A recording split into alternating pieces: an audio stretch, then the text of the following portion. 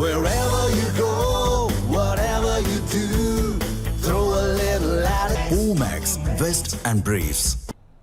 கன்னியாகுமரி சட்டமன்ற தொகுதி அதிமுக வேட்பாளர் தளவாய் சுந்தரத்திற்கு ஆதரவாக முன்னாள் மத்திய அமைச்சர் பொன் ராதாகிருஷ்ணன் பரப்புரை மேற்கொண்டார்.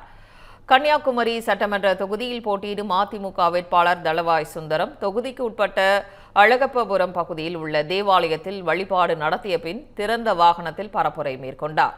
அப்போது அவருக்கு சால்வை அணிவித்தும் ஆரத்தி எடுத்தும் பொதுமக்கள் உற்சாக வரவேற்பு அளித்தனர்.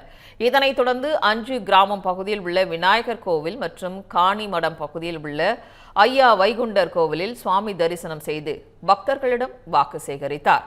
அப்போது பாஜக முன்னாள் மத்திய அமைச்சர் பொன் ராதாகிருஷ்ணன் தளவாய் சுந்தரத்தை ஆதரித்து பரப்புரை மேற்கொண்டார். ஒரு மந்திரி இருந்தார் தெரியுமா? பேர் தெரியுமா? அவருக்கு பேரு மனோ தங்கராஜ். அப்படி சொன்னா தெரியாதுன்னு சொல்லிட்டு மலை ஒழுங்கி மகாதேவன் அப்படின்னு சொல்லுவாங்க. இந்த தடவை அவருக்கு சீட்டு கொடுக்கல, ஏன்னா மக்கள் ஓட்டு போட மாட்டாங்கன்னு சொல்லி திமுக அங்கு போட்டியிடாமலே ஓடிச்சு.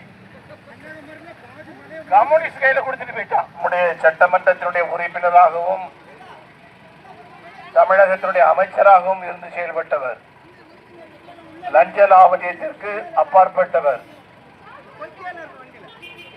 எந்த மக்கள் எதற்காக அழைத்தாலும் கூட உடனடியாக அவருடைய தேவைகளை உணர்ந்து உடனடியாக சென்று அவற்றை பூர்த்தி செய்து கொடுக்கக்கூடிய வல்லமை படைத்தவர். அப்படிப்பட்ட அண்ணன் தளவாய் சுந்தரம் அவர்களுக்கு உங்களுடைய வாக்குகளை எல்லாம் நீங்கள் இரட்டை இலை சின்னத்திலே தர வேண்டும். அவர்களை வெற்றி பெற செய்ய வேண்டும்.